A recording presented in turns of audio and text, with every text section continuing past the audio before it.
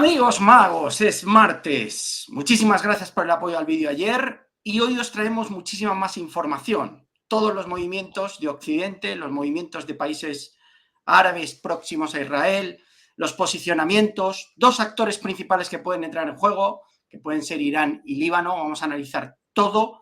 Y bueno, algunas cuestiones relativas también a si se conocía con antelación el ataque, tal y como vamos a ver ahora, o no, de Hamas a Israel. Como siempre, un montón de información en el ámbito también macroeconómico, que también tenemos cositas, y algunos pequeños valores junto con el repaso de los índices. Don Alberto Iturralde, muy buenos días. Muy buenos días, don Miguel Méndez, amigos magos, especuladores bursátiles y demás gente de mal vivir. Sí, traemos de todo y traemos también mucho bursátil. No tanto en cuanto a valores, que Miguel luego nos traerá sus valores y toda su visión macro, sobre todo la interpretación de cómo aplicar lo que estamos viviendo en el mundo geopolítico a la bolsa. Recordad, amigos, este canal para seguir creciendo necesita de vuestros likes y si has aterrizado al canal y te gusta el contenido, aquí justo abajo a la derecha tienes para suscribirte, nos coloca ahí Miguel el enlace y activa esa campanita para que todos los vídeos que saquemos vayan bien. Os vamos a plantear hoy dos preguntas que tienen que ver con lo que estamos viviendo geopolíticamente, muy importantes y que tienen que ver también con el contenido que os vamos a dar. Miguel, cuando quieras. Pues nada, la primera, Alberto, entrará en juego Irán. Esa es la primera, muy concisa y muy clara. ¿Entrará en el conflicto Irán a formar parte de él con todas las implicaciones que tiene, que las vamos a ver ahora? Y la segunda, Alberto, te la dejo a ti. La segunda es, ¿tenía conocimiento Netanyahu con antelación del ataque que se iba a producir el fin de semana? Y esta noticia vamos a hablar durante los primeros minutos, ya veréis porque hay información nueva muy reveladora. Miguel, cuando quieras. Bueno, vamos a empezar. Yo me he hecho también hoy un pequeño esquema de Work. A ver si lo puedo compartir aquí para que lo veáis. Vale, ahí lo tenemos. Un segundito. A ver, ahí lo tenemos.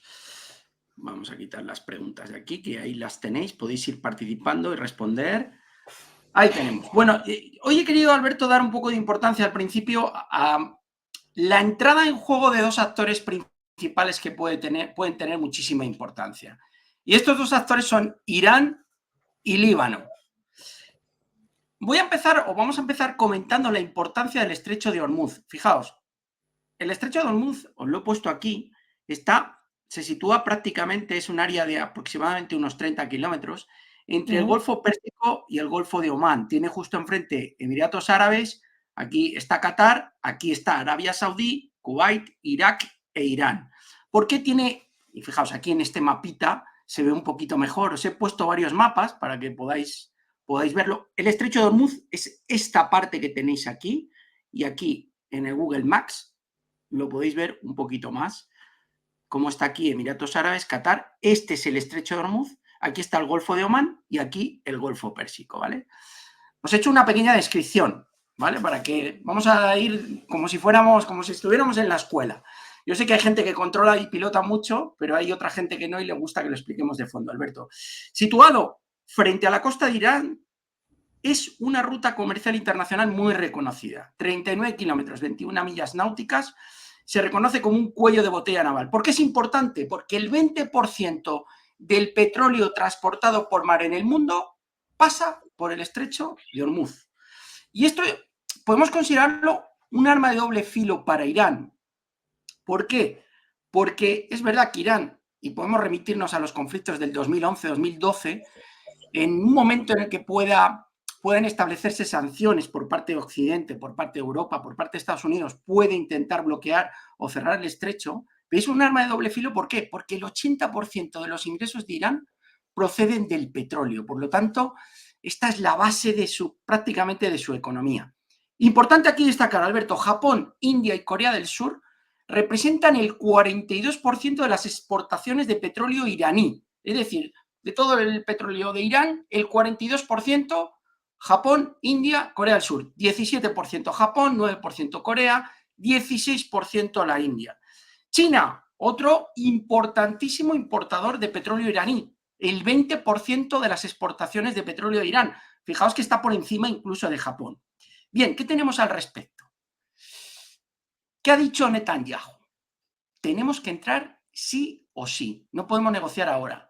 Y se ha comunicado con Joe Biden, que os ha gustado mucho lo de Trident, mi equivocación, y le ha dicho, tenemos que entrar y preparamos una incursión terrestre. Esto puede desatar la entrada en juego de Irán. Y si se produjese la entrada en juego de Irán por esa incursión por vía terrestre de Israel en Gaza, Irán entraría en juego para defender a Palestina. Esto está claro, ¿vale? Y aquí tenéis la noticia de que Irán amenaza con ataques a Israel desde varios países. En el caso de que hubiese amenazas de sanciones a Irán por parte de Occidente, Irán podría bloquear el estrecho de Hormuz.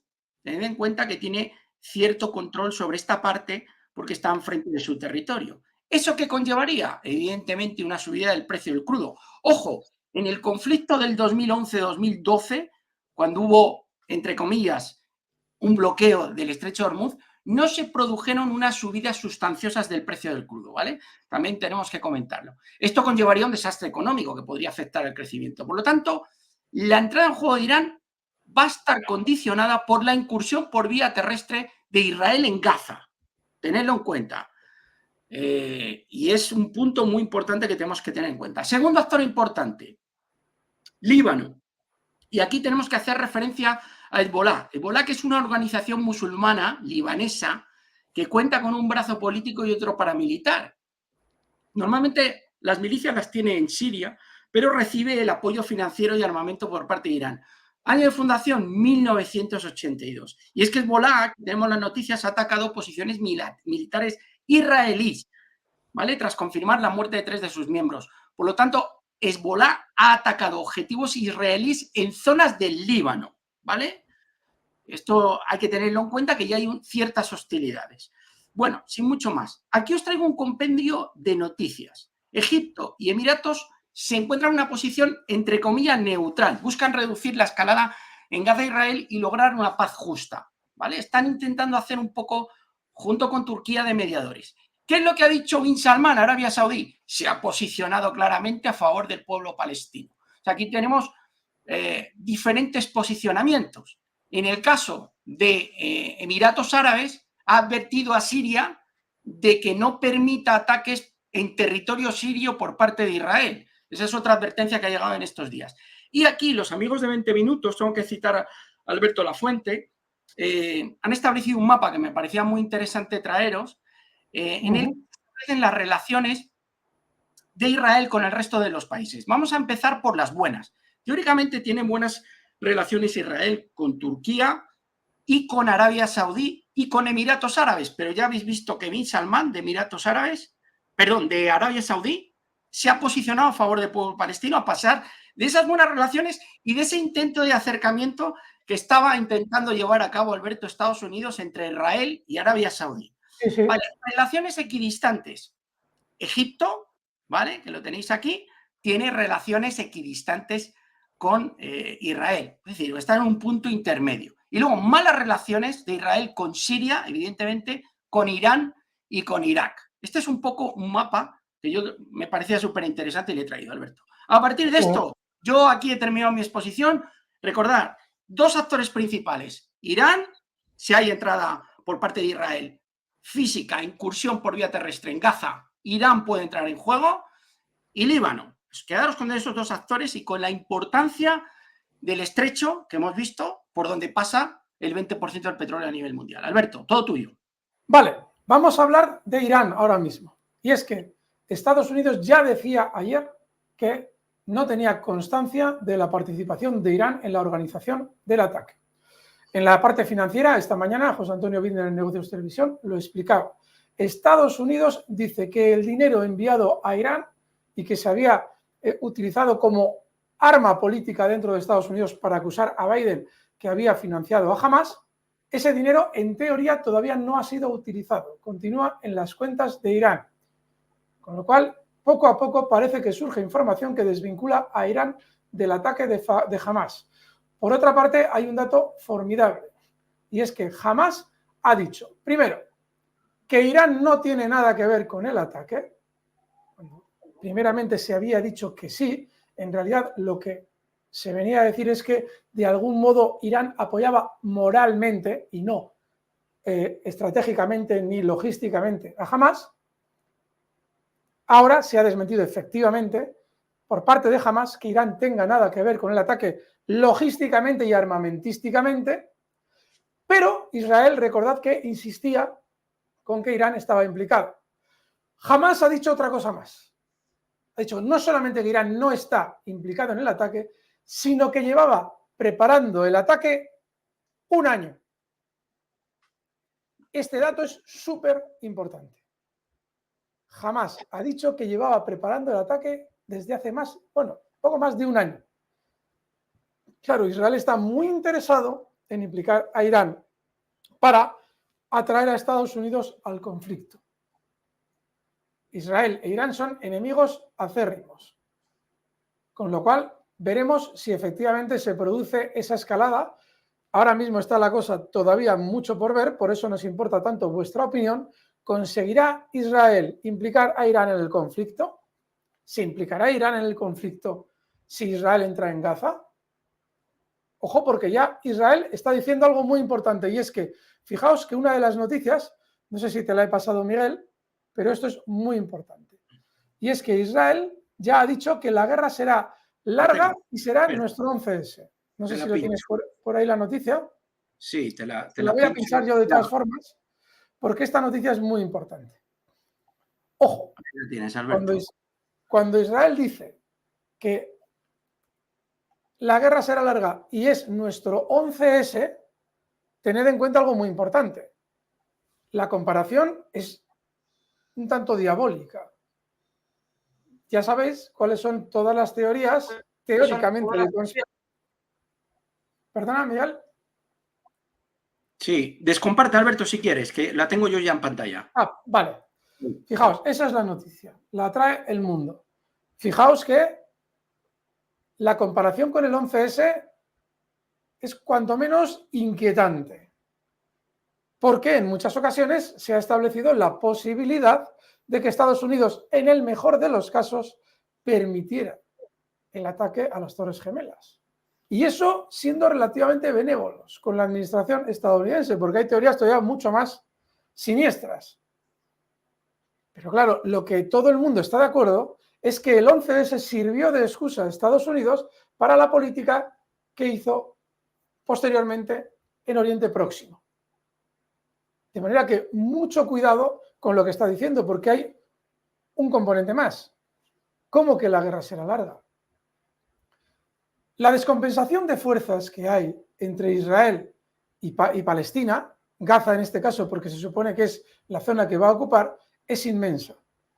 Ya han advertido los israelíes que no van a dejar piedra sobre piedra. Es decir, se va a forzar una limpieza étnica, una salida de los ciudadanos palestinos hacia Egipto. Egipto que ya ha dicho que no quiere que le envíen una cantidad de refugiados que no puede atender. Estamos hablando de millones de personas.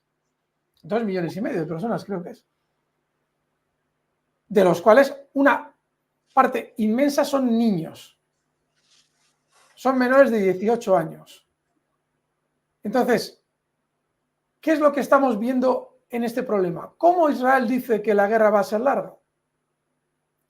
¿Cuáles van a ser los componentes que nos hagan ver una guerra larga cuando la superioridad armamentística israelí es brutal? ¿Va a entrar Irán en la guerra? ¿Se va a llevar a más países a la guerra para que sea una guerra larga? ¿Es una excusa lo que ha sucedido para lo que viene después? Decídnoslo en los comentarios, amigos, nos interesa mucho.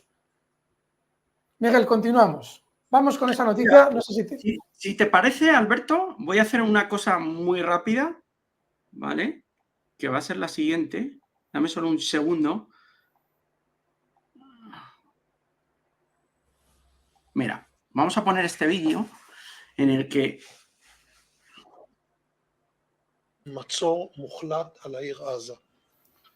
Vale. Ese es el ministro, ese es un ministro israelí. Ese vídeo nos está diciendo todo lo que va a suceder o cuáles son las intenciones del gobierno israelí. Miguel, si para quienes están conduciendo tenemos que coger ese vídeo otra vez, volver a ponerlo, le bajamos un poquito el sonido. Si entendéis hebreo, lo tenéis en internet, lo ha traído el Doomer estos días, con lo cual podéis escucharlo directamente, pero por si vais conduciendo lo vamos a leer nosotros los subtítulos que ha puesto el Doomer para que podáis saber lo que dice. Ya lo habéis podido ver los que no estáis conduciendo. Miguel, ponlo por favor si puedes y lo voy a intentar leer yo para que... Voy a intentar bajar el sonido. Ahí está. El sonido. Vamos ahí al play, ponlo desde el principio, Miguel, por favor. Ahí. He ordenado un asedio completo sobre Gaza, dice este ministro israelí. Ahí se está quedando parado. Estamos teniendo problemas con la reproducción del vídeo. Igual lo consigo yo, Miguel, y te lo comparto yo a ti. Espera, ya he salido de tu vídeo y voy a intentar compartir. Y va a dejar... Léelo tú, Miguel, no puedo leerlo yo, porque no me da tiempo. Bueno, dice, he ordenado un asedio completo sobre Gaza, sin electricidad, sin comida, sin combustible y sin agua. Todo está cerrado. Estamos luchando contra animales humanos y actuamos en consecuencia. Páralo. O sea, atentos a la expresión. Estamos luchando contra animales humanos. Cualquier muerte es deleznable en cualquier conflicto. Pero fijaos cómo cuando Ucrania enviaba drones a Rusia, os decía, yo por lo menos os decía, digo, a ver, es la única manera en la que Ucrania puede alcanzar el territorio ruso. La descompensación de fuerzas es brutal. Yo no estoy de acuerdo con que se condene internacionalmente a Ucrania por enviar drones a territorio ruso, aunque obviamente esos drones van a caer probablemente en población civil porque los medios ucranianos son muy descompensados con respecto a los rusos. Ucrania no puede organizar un ataque, ya lo ha conseguido en alguna ocasión, pero en la mayoría de los ataques no puede organizar un ataque con drones que salve las defensas electrónicas rusas y que vaya a un objetivo militar. No, esos drones, una vez que ya llegan a Rusia, llega un momento en el que Ucrania pierde el control sobre ellos por la guerra electrónica rusa y van a caer en población civil. Y no es criticable, porque es la única manera en la que Ucrania puede alcanzar Rusia. Pero aquí sucede otro tanto de lo mismo. ¿Por qué? Porque Hamás tiene una descompensación de fuerzas brutal, absolutamente brutal. Y tiene que ver con una de las preguntas que os hacemos hoy. A ver si consigo meterlo en el momento adecuado. Porque tenemos que pasar, Miguel, luego a la noticia de Egipto. Correcto. ¿Qué es lo que está pasando? Israel tiene la capacidad de ser selectiva en sus ataques. Hamás no la tiene.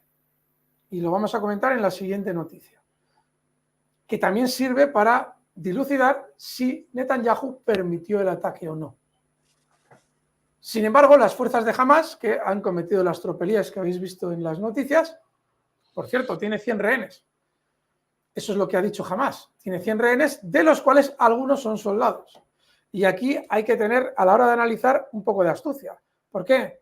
Porque sí, todos nos conmiseramos mucho más de las mujeres y los niños. Sin embargo, el gobierno israelí tiene un gran problema si hay rehenes que son soldados israelíes.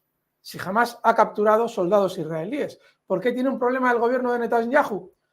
Porque a la hora de dejar morir a esos rehenes, que ya os digo de antemano que por la información que tenemos, eso no le perjudica a Netanyahu, quizás beneficie los objetivos de Netanyahu. Cuantos más muertos se hagan por parte de Hamás, más justificación tiene para lo que quizás tenía preparado. Pero hay un problema, y es que si deja morir a esos soldados, podría tener al ejército en contra. Un ejército que, ya os vamos adelantando, no fue activado hasta 6 horas después del ataque. Eso lo traía ayer formidablemente César Vidal en su programa La Voz, y es inquietante porque la división naval del ejército israelí sí actuó al momento, pero no es especialmente necesaria en este ataque la parte del ejército de mar de Israel. Lo importante es el ejército terrestre. Y ese ejército terrestre no fue activado hasta 6 horas después. No sirve el argumento del Sabbat, porque ya lo explicaba ayer César Vidal. Desde el 1973, guerra de Yom Kippur, Israel tiene movilizado a su ejército igual en el Sabbat que en cualquier otro día de la semana. No nos engañemos. No había una distracción del ejército israelí porque era el Sabbat. Y ahora cuando nos hable Miguel de esa noticia de Egipto, lo comentaremos. Pero lo importante es lo siguiente. Israel puede ser selectivo. Puede bombardear selectivamente zonas. Puede adoptar medidas selectivas porque tiene una descompensación a su favor militar enorme. No solamente de fuerzas puras y duras, sino de componentes tecnológicos que le permitan ser selectivo en sus ataques. Sin embargo, lo que va a hacer Israel es dejar sin comida, sin agua, sin luz a los ciudadanos palestinos. ¿Cómo se llama eso? Limpieza étnica, amigos. Limpieza étnica no solamente es entrar con el ejército y asesinar personas. Limpieza étnica es también obligarles a un éxodo forzado con medios militares. Y yo lo siento, Hamás no tiene los recursos para ser especialmente selectivo, pero Israel sí. Luego, ahí lo tenemos. Le está viniendo de maravilla a Israel lo que ha sucedido para desocupar Gaza y hacerse con el territorio también.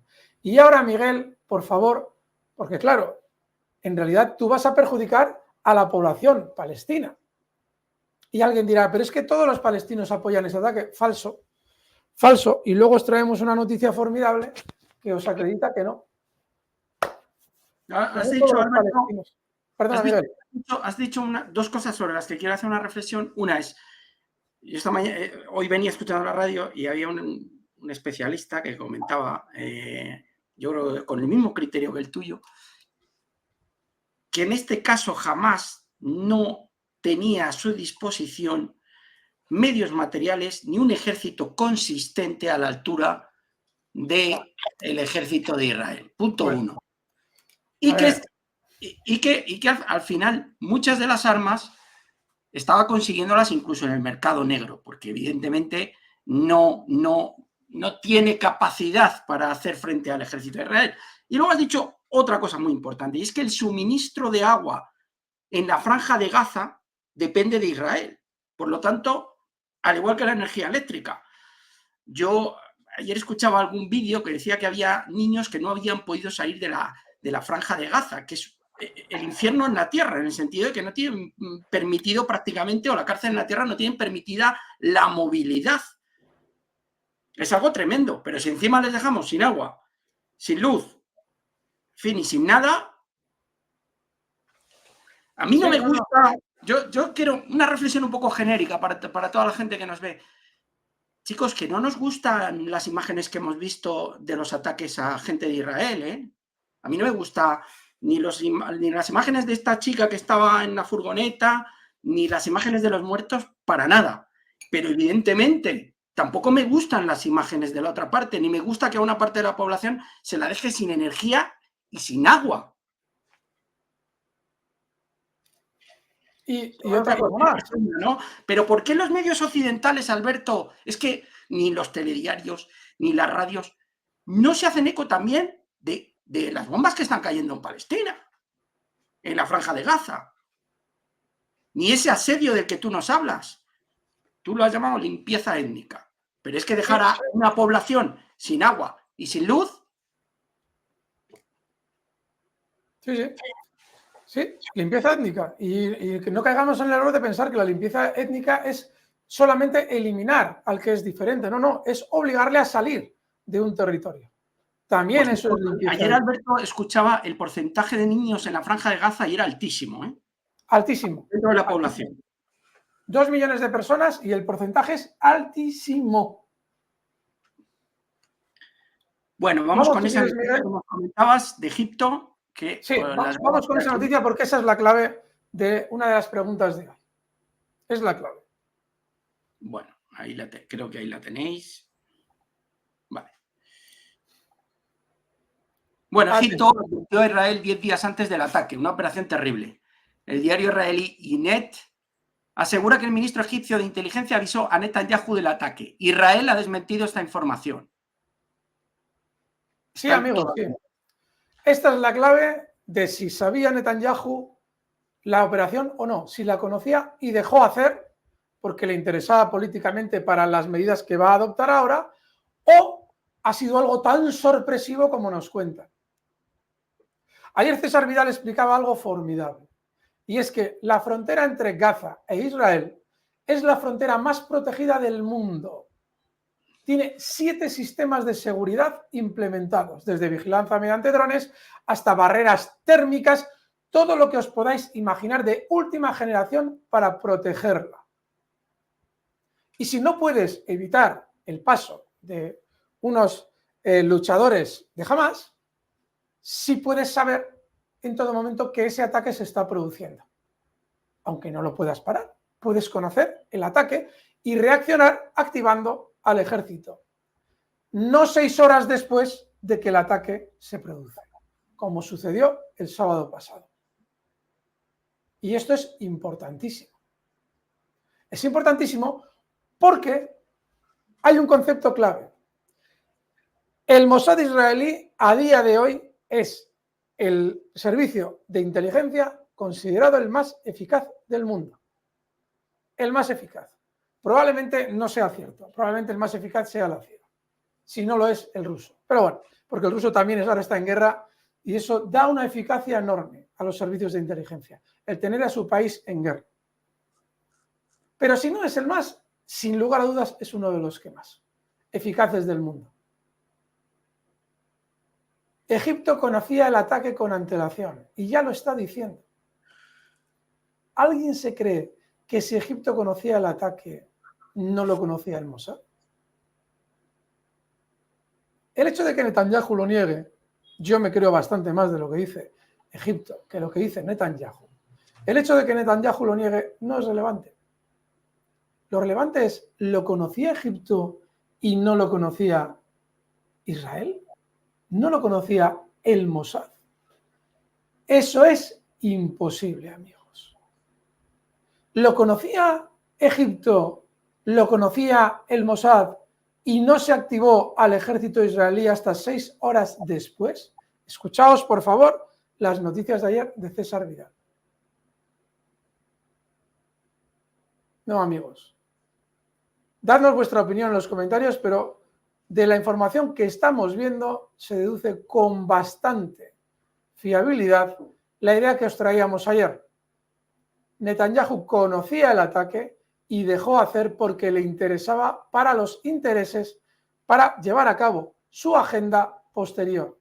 Una agenda que probablemente no consiste en otra cosa más que desalojar Gaza y ocupar completamente ese territorio, continuando más todavía en la deriva que os traíamos ayer en esas 4 imágenes en las que se ve claramente cómo Israel desde su creación cada vez va tomando más terreno palestino.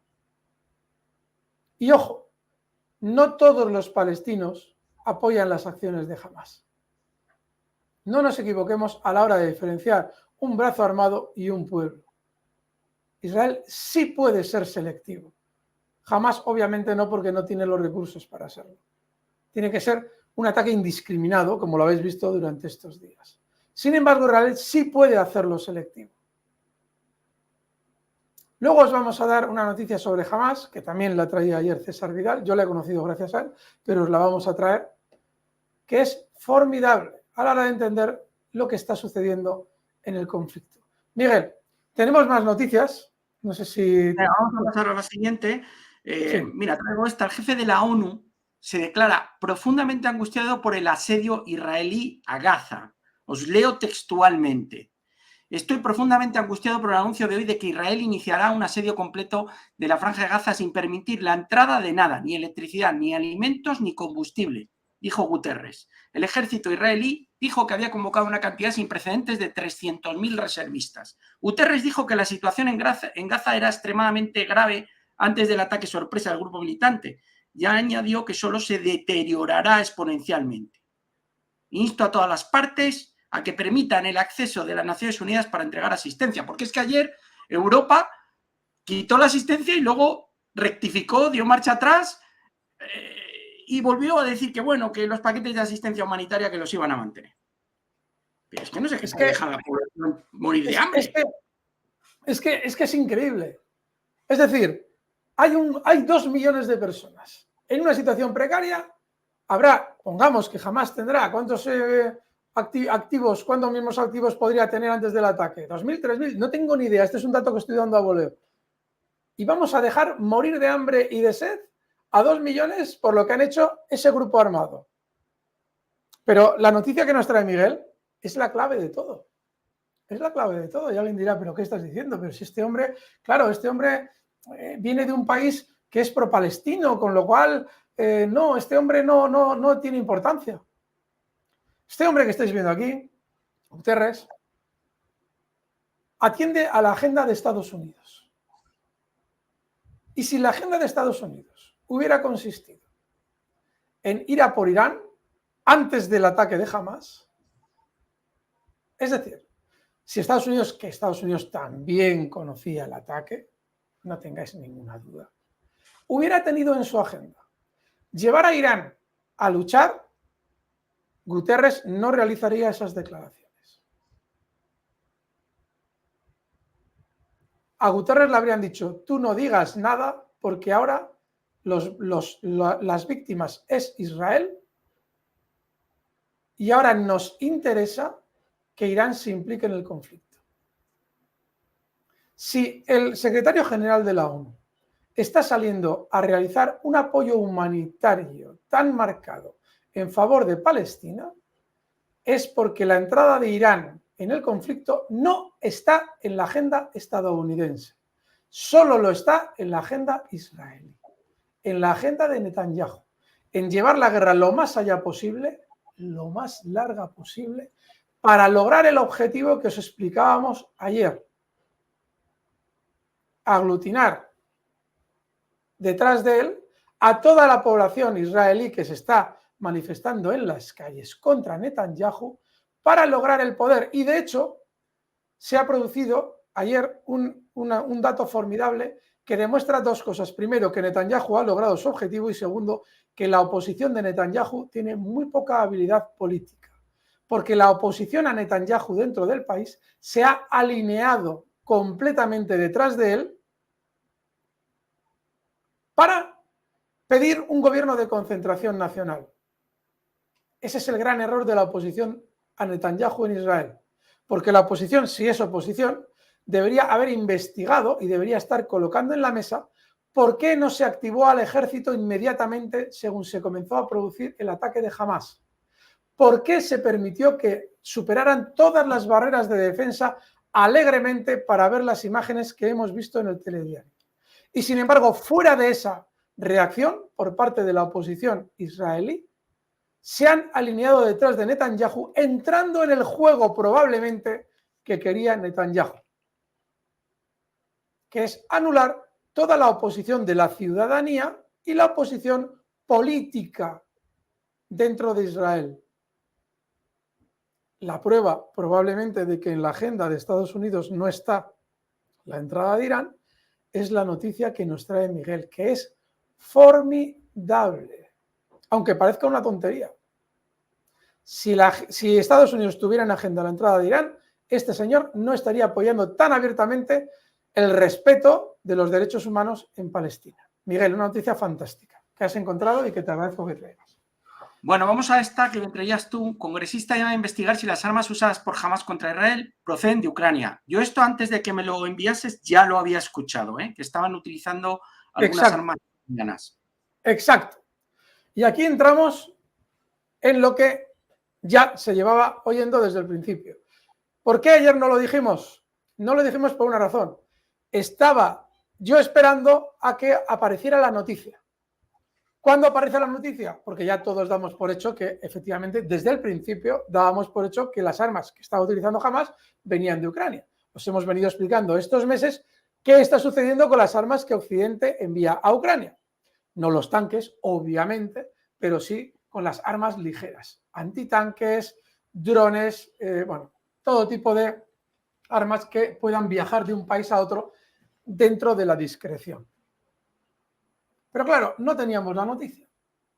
La noticia que es que un representante, en este caso estadounidense, lo diga, y Marjorie Taylor Greene, ya sabéis que es una congresista pro-Trump, muy pro-Trump, pero ya está interpelando a ver qué está pasando con las armas que se envían a Ucrania, porque se han encontrado armas de Hamas por parte del ejército israelí que provenían de Occidente y que se han enviado por números de serie a Ucrania.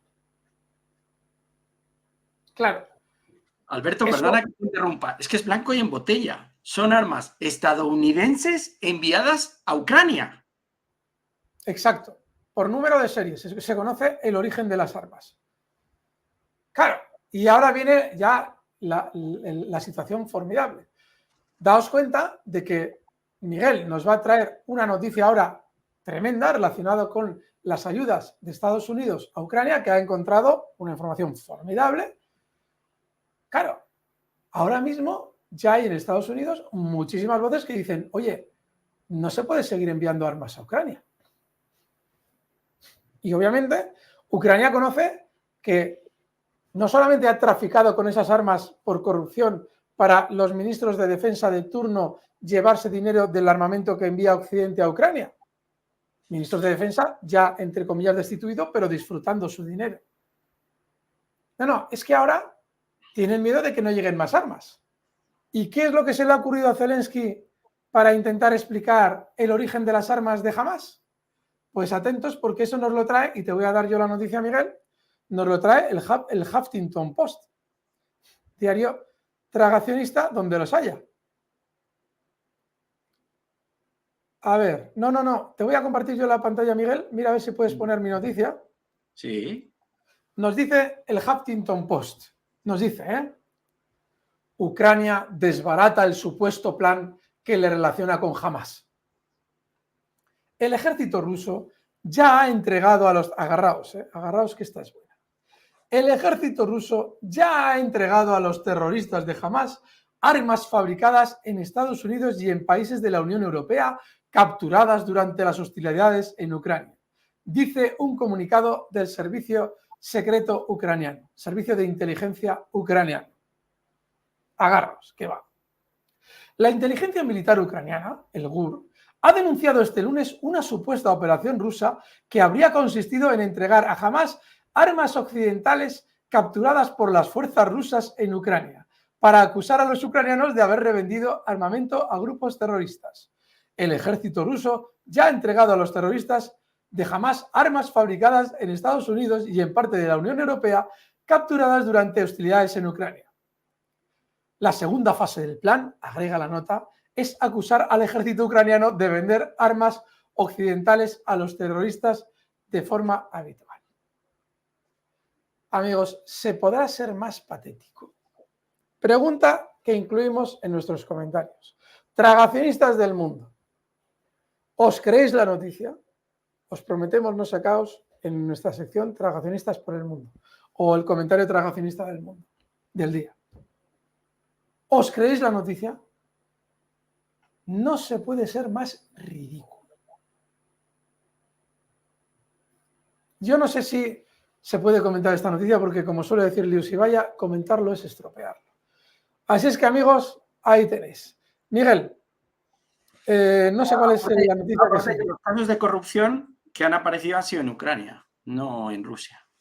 Pero bueno. No, y aparte de que Rusia, con todas las armas que incauta, lo que está haciendo es un auténtico arsenal que presentará al mundo. O sea, lo último que va a hacer Rusia es enviarle eso a Hamas. O sea, es ridículo.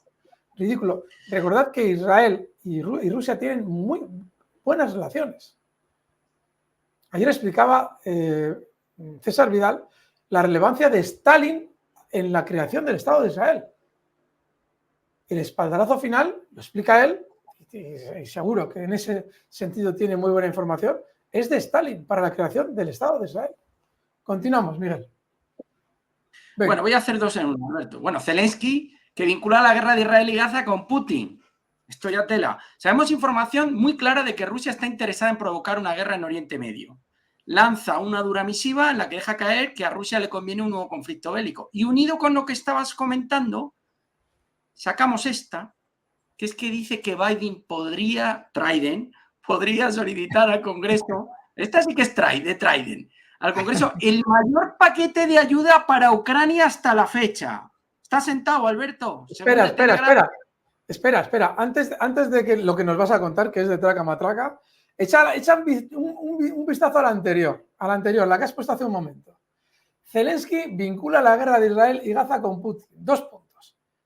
Entrecomillado, sabemos información muy clara de que Rusia está interesada en provocar una guerra en Oriente Medio. O sea, Miami me lo confirmó. O sea, se te ocurre una tontería como un castillo, porque ¿para qué va a estar Rusia interesada en una guerra en Oriente Medio? Lo último que le interesa a Rusia ahora mismo. Pero Miami le confirmó a Zelensky, no el GUR, que está súper interesada. O sea, es tan ridículo el cómo se intenta meter a Rusia en todos los jaleos, cualquier cosa que suceda. Perdona, Miguel, pasamos a la siguiente. Saludos a la gente de Miami. Por cierto, que Estados Unidos es el segundo país donde más nos ven. Sí, y decidnos si confirmasteis vosotros la información, que diría gente de zona. Venga, vale, vamos a pasar a la segunda. Que, bueno, ese paquete de ayuda, que lo tengo por aquí, que prepara Trident, 100.000 millones, según The Telegraph, de ayudas a Ucrania, en el que podría ser el último paquete antes de las presidenciales. Y una vez que se ha producido esa solicitud por parte de la congresista sobre el origen de las armas y qué es lo que había pasado en ese caso, Trident prepara 100.000 millones aquí para el amigo Zelensky. ¿Qué te parece, Alberto? Brutal. O sea, es brutal lo de Trident, porque es la mejor combinación entre la palabra traidor y Biden. No Trump, sino traidor y Biden. O sea, es brutal. ¿Qué es lo que intentan? Intentan que no haya un continuo goteo de ayuda a Ucrania que pueda desgastar políticamente a Trident. Es muy importante. Y claro, eso conlleva un bloque muy importante que no solamente va a tener como objetivo enviar armas a Ucrania, también, sino ayudar a Ucrania a algo que cada vez puede menos, que es mantener su Estado funcionando.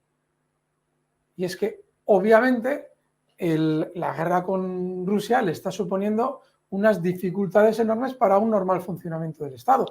Recordad también la cantidad de corrupción que conlleva cada bloque de dinero que se envía a Ucrania. Y recordad que cada vez Zelensky tiene una posición más precaria. Hay que también repartir más corrupción entre las personas que tendrán que salir del país porque han enviado a morir al frente a 450.000 individuos, sabedores, cuando iniciaron la guerra, de que no podían iniciar una guerra contra Rusia sin la ayuda de Occidente. Es decir, yo voy contra Rusia a tope, bombardeo el Donbass y obligo a Rusia a entrar, sabedor de que voy a enviar a mucha gente a morir al frente, pero que yo esa guerra no la podría iniciar sin la ayuda de Occidente. Yo no tengo medios para luchar contra Rusia y aún así inicio la guerra. Mando morir a la gente al frente. 100.000 millones. Ojo a ver qué pasa con ese dinero porque es muy importante las consecuencias que pueda tener. Miguel, vamos con más. Bueno, y vamos con la última, que es que ayer Biden fue interrogado por el fiscal sobre estos documentos clasificados que tenía en su domicilio. Y ha tenido que declarar ayer Biden frente al fiscal. Simplemente, desde PAI, la noticia fue del domingo al lunes. Interrogatorio voluntario del fiscal Robert Hurt. Pero antes de cerrar este bloque, esa noticia, vamos a tener muchas de ese estilo durante mucho tiempo, pero hay algo que es formidable y es la noticia que os vamos a traer ahora mismo. Y lo explicaba César Vidal ayer en su voz. Esta noticia que os traemos es de ABC y es de 2009. Amigos, noticia de 2009. Jamás una criatura israelí. Con esto vamos a cerrar ya el bloque geopolítico y vamos a pasar a la bolsa, que es tremendo. Pero esta explicación es importantísima, porque estos días estamos oyendo hablar de Hamás por todas partes, llevábamos en los telediarios oyendo hablar de Hamás periódicamente, pero quizás haya que conocer qué es realmente Hamás desde su inicio. Y ya en el 2009, hace 14 años, el diario español ABC publicaba esta noticia.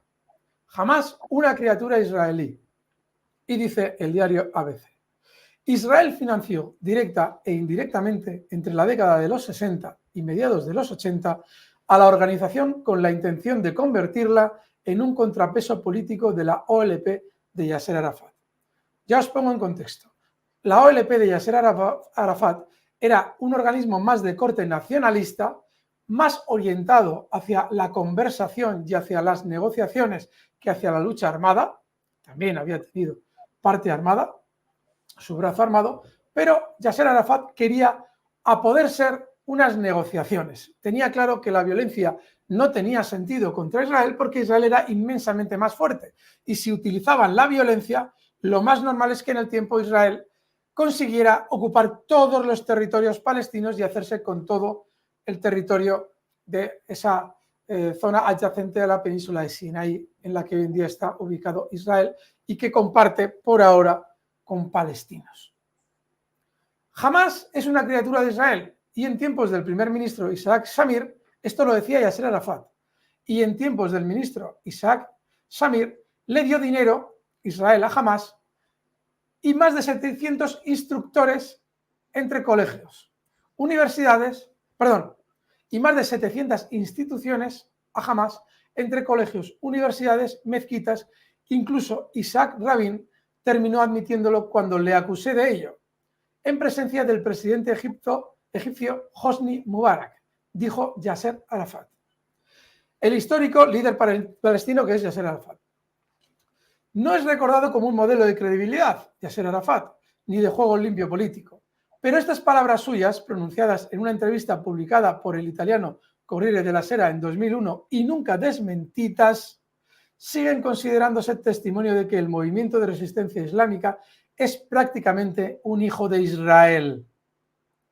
A la sombra del enfrentamiento mortal que ambos han mantenido durante décadas y que ha desembocado en la feroz lucha de estos días, no han faltado voces que consignan que Hamás está siendo a Tel Aviv lo que Irak ha supuesto para Washington. Recordad que Tel Aviv era la capital de Israel, hoy en día sigue siendo administrativamente muy importante para Israel, antes de que el año 2022 cambiara, como ayer nos informaba, a Jerusalén, la capital de Israel.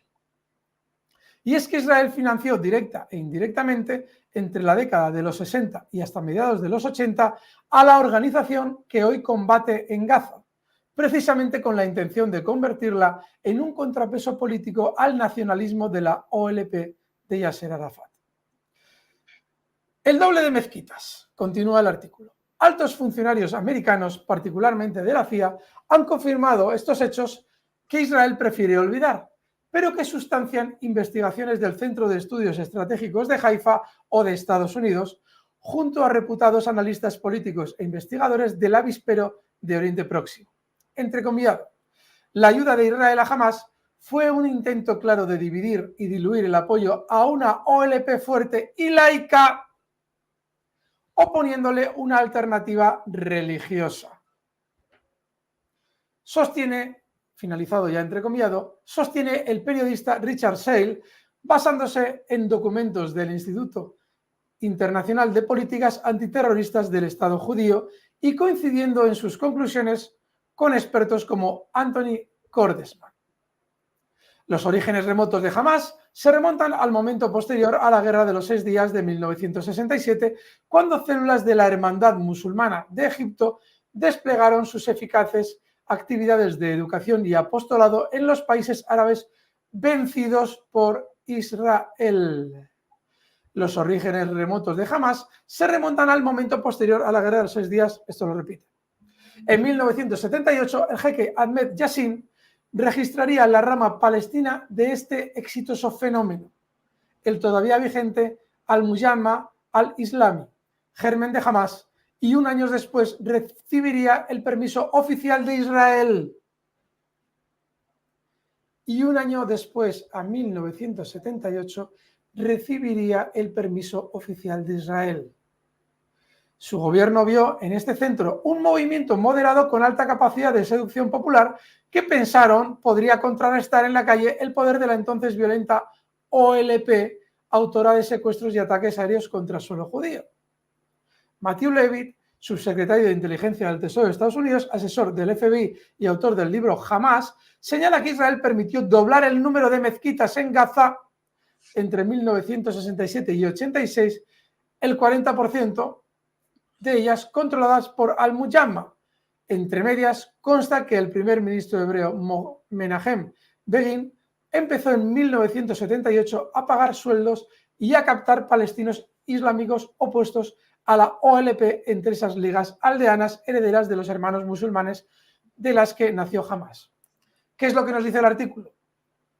En el 78 la OLP era mucho más violenta, pero la OLP, si conocéis la historia, fue bajando su régimen de violencia, dándose cuenta de que no llegaría a ningún sitio en la lucha armada contra Israel, se fue moderando para diplomáticamente intentar conseguir que el Estado palestino avanzara en sus intereses, mientras Hamás fue radicalizando el discurso y potenciando la lucha armada que ha derivado, después de un gran periplo, en ataques como el que hemos vivido durante el fin de semana.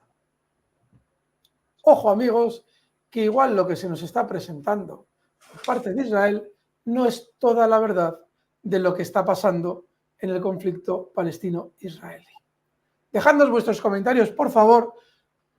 ¿Qué es lo que pensáis sobre esta noticia? ¿Realmente creéis que le interesa, como os poníamos antes en la noticia de ayer, os poníamos, le interesa a Benjamín Netanyahu estos ataques?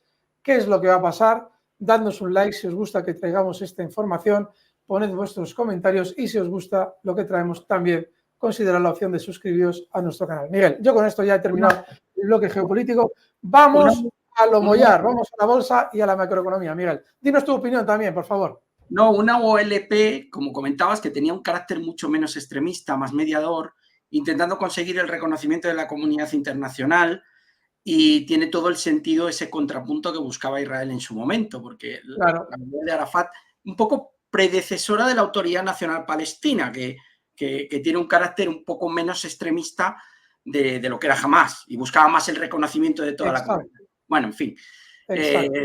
Tiene todo el sentido, me ha parecido súper interesante, Alberto. Así que, nada, si quieres pasamos ya, vamos a descompartir, pasamos a parte macro, venga, que también hay cosas interesantes, aunque ahora el foco está más en todo este tipo de información. Pero ojo, ojo, amigos, recordad, en la magia de la bolsa os hemos venido diciendo estas semanas, falta el malo, falta el malo, falta el malo.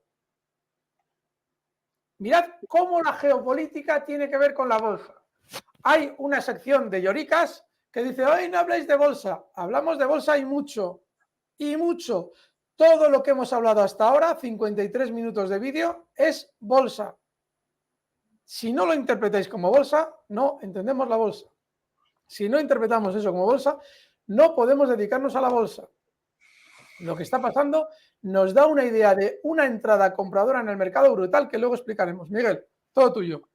Bueno, sigue el focus, el punto más importante de atención en los bonos. Tasas hipotecarias americanas, Estados Unidos, 8,09, nivel más alto en 23 años. Es verdad que ayer, por ejemplo, el TLT subió algo el precio, normal, con todos los acontecimientos que hemos tenido el fin de semana, pero las rentabilidades siguen altas. Actualmente, el mayor mercado bajista del Tesoro de la historia, en 250 años. Es absolutamente brutal. Fíjate las caídas históricas, pero nunca hemos tenido unas caídas de los precios de los bonos como estamos viendo justo en este momento. ¿Y cómo están los Commodity Trading Advisors? Ya sabéis, esta especie de organizaciones de asesoramiento en commodities que tienen la mayor posición corta jamás registrada. 47.000 millones de dólares cortos en acciones americanas. Ojo, porque estamos viendo un rebote. Ayer yo le comentaba a media tarde a Alberto, digo, esto va camino de cerrar en verde y al final cerró todo en verde. Hoy, rebote importante en las tal y como os anticipamos la semana pasada. Ojo que el mercado no está inmediatamente tan bajista como la gente cree. Perdona, Miguel. Perdona. Con esas elecciones de Polonia que os ha comentado Alberto, que pueden servir de punto de... pueden servir para suavizar un poco el movimiento del mercado que debería ser o haber sido más agresivo a la baja. No, sí, sí. Y no vimos, y vimos un petróleo que sí tuvo tensión inicial, pero luego se suavizó el movimiento, un oro que suavizó el movimiento, y unas bolsas que al final, o sea, tú imagínate el domingo o el sábado, después del ataque de Hamas, ¿quién podía pensar que las bolsas americanas iban a cerrar en positivo? Bueno, pues cerraron en positivo. ¿Vale? Así es. Bueno, el shekel israelí está en mínimo respecto al dólar, como es natural después de lo que ha pasado. Aquí lo tenéis, cerca de niveles de 4. Fíjate que en el 2022 estaban 3. Prácticamente hay una devaluación del 30% del shekel en favor del dólar. Mínimos desde el 2016. Jefferson de la Fed dice que tenemos que actuar con cuidado para equilibrar los riesgos de endurecer demasiado o demasiado poco. Yo creo que ya han endurecido demasiado. Vamos a ver qué pasa con Irán y con el estrecho que hemos comentado, por donde pasa el 20% del petróleo, porque la entrada en juego de Irán pondría todo patas arriba. Vamos a ver, vamos a ver qué ocurre en los próximos días. La verdad es que va a estar desde el punto de vista geopolítico apasionante la situación. La Casa Blanca, bueno, ha estado trabajando urgentemente en las últimas 24 horas para poner en marcha un proceso de confirmación del Senado para el candidato del presidente Biden como embajador de Estados Unidos en Israel. Esta noticia te la he querido traer porque pensaba que te iba a gustar, Alberto. Tiene un carácter sí. Pero bueno, están moviendo fichas, si os dais cuenta, muy rápido. Oye, el paquete de ayuda de los 100.000 millones, venga, rápido. El embajador de Estados Unidos en Israel, venga, muy rápido. Y son movimientos muy rápidos. Sí, muy interesante, sí, señor. Bono austriaco, prácticamente en situación de crash. Este es el bono austriaco a 100 años, Alberto. Fíjate que ha caído un 75%. Qué locura. En 2020, 230 y se está pagando 60. Es una barbaridad. Sí. Qué barbaridad. Va a haber una oportunidad muy buena de compra en bonos, yo estoy convencido. No sé el plazo, el timing, pero un rebote, no todavía a lo mejor ahora, todavía a lo mejor vemos una caída adicional, pero la va a haber. Fíjate, por primera vez en casi medio siglo, los bonos del Tesoro americanos están con mayor volatilidad que el oro. O sea, que el Treasury americano tenga más volatilidad que el oro, madre mía. Históricamente nunca ha sido así. Madre mía. Bueno, y el tipo de interés medio sobre los saldos de las tarjetas de crédito estadounidenses hasta el 21,2%. Datos que se remontan a 1994, la tasa más alta que jamás hayamos visto. Bueno, nada nuevo. Ojo porque fijaos lo que nos viene, Este es el calendario de resultados empresariales que también arranca realmente el viernes con toda la banca americana, pero fijaos lo que tenemos por delante durante todo el mes de octubre. Es que no os podéis perder la magia de la bolsa. Si os gusta el contenido, un buen like. A mano derecha tenéis el logotipo en verde para aquellos que lleguéis nuevos al canal. Pero es que fijaos lo que viene en geopolítica, que os lo desgrana todo Iturralde y un servidor humildemente ayuda en lo que puede. Pero es que a nivel macro y a nivel de campaña de resultados empresariales tenemos también un mes apasionante. Ojo que esta semana tenemos dato de IPC en Estados Unidos. Buen dato de empleo el viernes pasado, pero esta semana tenemos el aperitivo y el plato fuerte del IPC. Récord de 447.000 americanos que tienen 2 empleos a tiempo completo, Alberto. Esta estadística me ha parecido demoledora. Formidable. Sí. Fijaos cómo está la cosa, Y empleo a tiempo parcial que ha aumentado casi 1,2 millones desde junio. O sea que hay un montón de americanos que están simultaneando 2 trabajos a tiempo completo y 1,2 millones que tienen 2 empleos, uno a tiempo completo y otro a tiempo parcial. Increíble la estadística y fijaros la gráfica. Y ya cerramos con el índice de miedo, que lo traigo habitualmente, que está en 30, No estamos en niveles de 16, 17 como tuvimos hace una semana y pico en miedo extremo. Hay menos miedo, hay menos volatilidad y la ayuda de hoy pues supone un punto a favor de la tranquilidad y de la estabilidad de los mercados. Alberto, de momento, esto es el tema que traía en la parte macro. Si quieres, vamos con los Sí. Espera un poquito porque voy a ver si limpio pantalla, porque este gráfico que tengo aquí es un poco desastroso. Pero aquí hay algo muy importante, amigos. Te he compartido ya. Aquí tenéis el DAX. Ayer lo comentaba con Rocío Arbiza en Capital Radio. A ver. El gran error del inversor en bolsa, de la persona que se dedica a la bolsa, está en lo de siempre. En cómo no soportamos tener al mercado en contra ni esto, porque nos sobreapalancamos, porque metemos más riesgo del necesario. Queremos que Iturralde nos diga si ya el mercado ha dejado ya de caer y este es el suelo de los suelos y de todos los suelos. Iturralde o quien sea. Como hemos acertado hasta ahora con las caídas, con las subidas, con las caídas posteriores, parece ser que ahora ya claramente, como este tío acierta, pues voy a meter la herencia de la abuela y hasta que él no vea el suelo de los suelos de los más suelos, no voy a entrar en el mercado. Eso es un gran error. ¿Por qué? Porque yo puedo tener más o menos, o Miguel, todos podemos tener una visión más o menos precisa del mercado. Pero nosotros no somos infalibles. Sin embargo, ayer se da una situación que yo comentaba en el mercado, también os la comenté aquí en la magia de la bolsa, que es la siguiente. Yo no sé si va a haber un nuevo mínimo por debajo, estoy enseñándoos el gráfico del DAX, lo voy a ampliar para que veáis la caída de los últimos meses. Yo no sé si va a haber un mínimo por debajo de este mínimo. Lo que sí sabemos es que el malo ya ha aparecido. ¿Y qué es lo que genera el malo cuando aparece? Genera que todos los inversores tienden a no comprar y muchos tienden a vender por la sensación de que la situación geopolítica va a hacer caer mucho más los mercados de lo que ya han caído durante los últimos meses. Han llegado a caer hasta un 8,5% desde ese julio en el que os dijimos que lo normal es que el mercado cayera.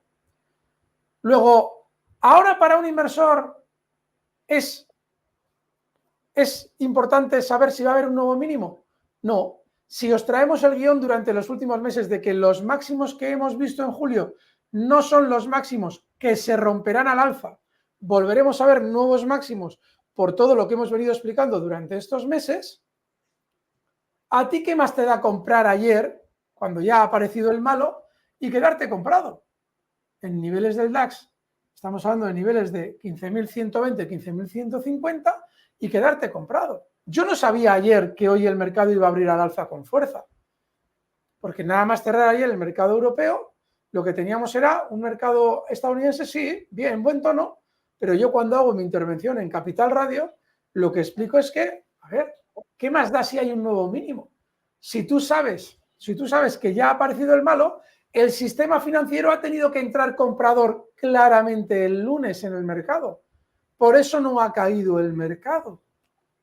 Luego, lo más normal es que a partir de ahora, incluso aunque en noviembre pudiéramos ver unos nuevos mínimos en el mercado, esos mínimos no van a ser muy grandes, porque el sistema financiero ya está comprando. ¿Vale? Y para traders, para especuladores rápidos, hay que estar largo, amigos. Hay que estar largo, porque la velocidad de la subida que ya está demostrando el DAX, lo normal es que le lleve hasta esas zonas que estos días atrás os comentábamos como posible objetivo en caso de un rebote, niveles de 15.650, que coincide con lo que os explicábamos la semana pasada con las elecciones en Polonia este domingo que viene. ¿Vale? Luego no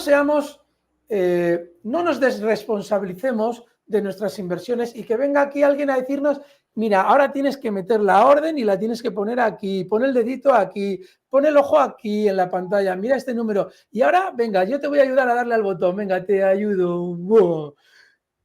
No somos niños de baba, ¿no? Luego, chicos, interpretad el mercado. Lo normal es que ayer viviéramos una clarísima oportunidad de comprar en el mercado a largo plazo. El trader esta mañana ya tiene que estar largo, sí o sí. Y luego veremos, cuando llegue a esa zona 15.650, qué noticias hay a nivel global, cómo las podemos interpretar y si el mercado quiere volver de nuevo a moverse a la baja y dar otra oportunidad de compra o lo que venga. De ahí que estos días atrás hubo un día en el que os explicábamos, ojo, cuando hablábamos Miguel y yo de 15.800, no es una cifra muy precisa. Podrían ser este hueco que os poníamos aquí, 15.930, 15.950, 15.925, toda esta zona que ha supuesto finalmente el suelo. Si vais al vídeo, cuando os planteábamos esa zona, todavía el DAX no había llegado a marcar estos mínimos que habéis visto.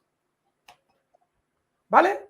Si habéis seguido la magia de la bolsa durante estas semanas, veréis que no estamos hablando a toro pasado. Todos lo hemos ido anticipando. Ahora, tenéis que reaccionar vosotros. Nosotros no os podemos llevar vuestras inversiones acompañados al banco porque tenéis que firmar la boleta para comprar acciones, chicos, que ya estamos en el siglo XXI. ¿Vale? Miguel, no sé si tú quieres hacer alguna apreciación a este comentario. Sí, ¿te acuerdas del gráfico que mostramos la semana pasada que había un tramo de descenso del 8%, subidas luego del 11%, otro tramo del 8%, subidas del 21%, y el tramo actual que era del 8%? Exacto. Lo voy a recuperar, mañana lo rescato. Claro, no, estoy totalmente de acuerdo contigo. O sea, a ver, no podéis exigirnos que sepamos todo al detalle. Nosotros intentamos guiaros para que el mercado no os confunda. Pero chicos, yo el plan que tienen lo voy descifrando según lo van presentando. Las elecciones españolas. Fijaos, aquí, el día que Miguel me llama y me dice han convocado elecciones para el 23 de julio, ese día en la magia de la bolsa os dijimos cuándo iba a ser el techo del mercado. ¿Se produjo? Se produjo. Tal cual os lo dijimos en la magia de la bolsa. Y después, durante la caída, en todos los medios y en la magia de la bolsa, cuando sale la duda de si el mercado ha dejado de caer, no ha dejado de caer. ¿Por qué? Porque no ha aparecido el malo. Sábado aparece el malo. Y ya ayer lunes os tenemos que decir, ya tenemos aquí el malo. Ahora hay que interpretar correctamente lo que haga el mercado en función de que ese es el malo. Y correctamente es que el sistema financiero está comprando ya. El domingo que viene hay elecciones, lo normal es que la bolsa funcione bien, por mucho que tengamos al malo en la mesa. Tienen preparado hacer subir el mercado, ya lo estáis viendo. ¿Vale? Intentamos ayudaros, pero joder, no pretendamos ya que os digamos a las 3:30 cómo va a estar exactamente cada índice. Y no nos digáis que no hablamos de bolsa, por favor, joder, porque os intentamos explicar cómo se entrelaza la bolsa con el mercado. Chicos, mejor aprendizaje no hay. Esto no os lo van a enseñar en ningún curso de bolsa. No seáis llorica, ya sé que la mayoría no lo sois. Es que me aparece siempre algún llorica, ay, es que no habláis de bolsa. Claro, como te jode la información que damos, porque tú eres pro-ucraniano o te mola mucho lo que está pasando en Israel, porque así Israel puede invadir Gaza, pues oye, chico, fenomenal tus ideas. Pero nosotros intentamos ser dentro de lo posible objetivos. ¿Vale? Y eso enlazarlo con nuestra pasión, que es la bolsa. Y creo que eso lo hacemos mejor que nadie. No hay ningún canal en el mundo que lo haga tan bien como nosotros. Y eso nos lleva a acertar en todo lo que hacemos a grandes rasgos. Chicos, el día y la hora no la conocemos, pero creo que somos bastante buenos. Miguel, yo el análisis lo he hecho. No sé si quieres tú mirar algo más. Sí, yo voy con mis valores, me parece bien, estoy totalmente de acuerdo. En cuanto a valores, chicos, vamos a ver aquí si se nos comparte. Va. Bueno, he sacado Adidas porque la verdad que lleva 2 días muy buenos, lo está haciendo bastante bien, está a niveles de 169 y podría llegar el rebote a la zona de 177. Aquí tenéis la zona de control 155. Un punto a favor que muestra fortaleza en el movimiento es que no se ha llegado a testear la zona de soporte de 148 euros y tiene un objetivo posible inicial en 178. Esos máximos que comenta Alberto, que no habrían tenido o que podrían tener lugar en el DAX por encima del pico de máximos que hemos visto este año, podrían llevar a la serie a este nivel que yo tengo aquí, niveles de 200-205. Pero bueno, eso sería más adelante. Bueno, lo está haciendo bien Adidas dentro del mercado europeo. Lo está haciendo bien Infineon, que de momento en semiconductores están mejorando y ha aguantado la zona de soporte de los 31 euros aproximadamente y tiene un cierto rebote. También vigiladla, hoy está subiendo un 2,3. También en semiconductores he querido traer ST Microelectronics. Puede volver el mercado. Si el mercado vuelve a tirar, se va a poner más agresivo y va a entrar dinero en las compañías un poquito más agresivas. Podría buscar el 43,70 aproximadamente. Estamos cotizando a 42,30. Vigilad la serie. Stellantis sigue muy fuerte en la antigua Peugeot, Fijaos cómo está subiendo un 2,81 y tiene pinta de intentar testear los máximos en 18,90. Fijaos cómo ha ido subiendo de soporte la media de 100 sesiones. Sirve perfectamente de soporte. Fijaos cómo la va testeando, toca, rebota, toca, rebota, toca, rebota y bueno, camino ahí a los 19. ABB dentro del mercado suizo también la estoy vigilando. De momento está aguantando la zona de soporte en 33. Swiss Life, todas las aseguradoras siguen muy fuertes. Fijaros qué buena pinta tiene, cómo está construyendo esta recta directriz primaria, se mantiene, y luego hay una secundaria que pasa por aquí y que también está actuando perfectamente. Tiene pinta de máximos, ¿vale? Estos puntos tendrían que estar un poquito más abajo, por aquí. Ahí, y este por aquí. Pero ya veis el escape alcista, hoy está subiendo un 1,11, aseguradoras al alza, también en Estados Unidos.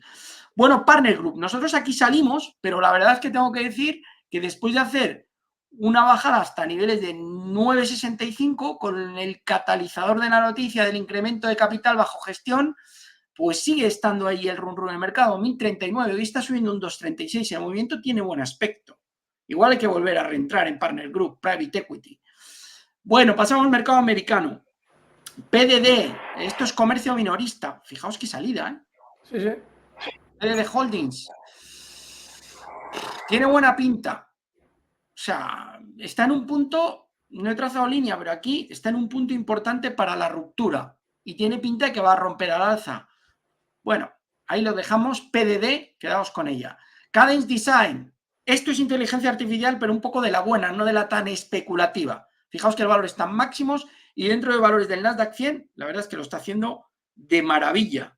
Fijaos cómo mantiene la recta directriz alcista y se aupa a los máximos, con 2 velas diarias, con un cuerpo de control por parte de los alcistas, ¿vale? 1,39 en el día de ayer. Podemos ver los 250 sin mucho problema. A mí me encanta Copar, todo el sector de repuestos me gusta muchísimo y lo está haciendo fantásticamente bien. Ha hecho un soportito en la zona de $42 en medio de la corrección, pero a nada que recupera el mercado, ahí la tenéis saltando al alza y con posibilidades de ir a buscar de los 45,21 a los 47,41, un 4, un 5 adicional es posible en CPRT, Copart, repuestos de automóviles. Cintas, este es un clásico, ya sabéis que me encanta. Uniformes de trabajo, fijaos cómo los buenos valores normalmente actúan bien, y es que en el caso de cintas se ha aguantado muy bien esta zona de soporte en niveles de 4,80, 4,85, y estas dos velas, ¿qué son? Os lo acabamos de decir. Velas de control de los alcistas, que han dicho, nos vamos a los buenos valores de calidad y entramos comprados en series que tienen, como veis, una tendencia alcista clara, ¿vale? Y que gozan del beneplácito de Wall Street. No hay por qué irse a valores de baja calidad o de basura. También lo está haciendo muy bien Meta, que fijaos qué dos velitas se ha marcado, la de el viernes y la de ayer lunes, con ganas de romper los 3,26. Sí, está muy arriba, pero sigue habiendo fuerza y tenéis que saberlo. Está claro. Meta sigue fuerte. EQT Corporation, fijaos, esto está dentro del sector de petróleo y gas. También Weatherford International lo hizo ayer muy bien. Fijaos que 3 velas de control alcista, niveles de 44,35, la recta directriz que ha aguantado perfectamente, tanto esta primaria como la secundaria. Nos vamos al alza y ojo a los $50 porque yo creo que hay muchas posibilidades de ir a buscar este nivel, ¿vale? Ahí lo tenéis. EQT. Chicago Mercantile Exchange. Bueno, Alberto, esto es una joyita. Sí, sí. Buena pinta. Aquí no hay velas, hay 5. Sí, sí. Fijaos qué bonito este movimiento con la superación y la entrada. Ahí hay que entrar en 207. Nivel de soporte por abajo. Control. Esto puede seguir subiendo. Ojo a cintas. Ojo a Chicago Mercantile Exchange, porque este valor tiene muchas posibilidades de ir a buscar sus máximos en 230, 240. Fijaros la tendencia alcista de largo plazo. Es un valorazo. Igual que es un valorazo Arista Networks, ANT, el ticker. Fijaos también qué bonito el movimiento, cómo ha respetado la media de 100 sesiones y nos volvemos a los máximos con posibilidades de romper número redondo de 200, irse a 210. A mí me encanta la serie. Anet, fijaos que hoy hemos encontrado más cosas. Suministros industriales, GWW Granger, suministros industriales. Fijaos también como aquí perdió la zona un poco de control de soporte, se metió en rango, pero va a volver a intentar romper en medio de un canal alcista también de largo plazo. Ahí tenéis la serie. Sigue dentro del rango y el último movimiento, la verdad es que implica posibilidades de ir a buscar niveles de 7,60. Y ya termino, creo que este es el último valor que tengo, ¿sí? Automatic Data Processing. Es esta empresa que procesa el dato de empleo en Estados Unidos. La semana pasada, el miércoles, la encargada de ese dato previo. Fijaos que empresón, fijaos en vela semanal la estructura. Esto es un valor claramente ganador. Está en niveles de 250 y puede romper el 260 y oparse hasta los máximos en 270. ADP con timing alcista dentro de Wall Street. Bueno, esto es todo. Hasta aquí hemos llegado. Esperamos que os hayan gustado los valores, que os haya gustado el análisis de geopolítica, que os haya gustado el análisis del DAX de Alberto. Y yo me lo he pasado fenomenal. También tenía muchas ganas de hacer hoy el programa. Hay un montón de información. Y bueno, después de ese verano un poquito más tranquilo, Alberto, la verdad es que hay mucha chicha en cuanto a noticias. Amigos, sin más, ese like, suscribiros al canal que todos los días os traemos. Esto es lo más sencillo que traemos. Hacemos mucho mejor los demás días. Así es que activar esa campanita, nada más suscribiros y poned vuestro comentario. Queremos leeros y queremos ver cómo pensáis. Nos encanta. Miguel. Y ahora cuando salgan Mago, los nuevos, a mano izquierda clicáis y os suscribís. Termino con las dos preguntas, Alberto, que hemos formulado hoy. ¿Entrará en juego Irán? ¿Conocía el ataque de Netanyahu y lo permitió? Dejad vuestros comentarios, interactuar entre vosotros, que nos encanta, y creemos ese debate de la magia de la bolsa aquí en vuestra casa. Volvemos mañana. Disfrutad mucho de Wall Street y de la tarde.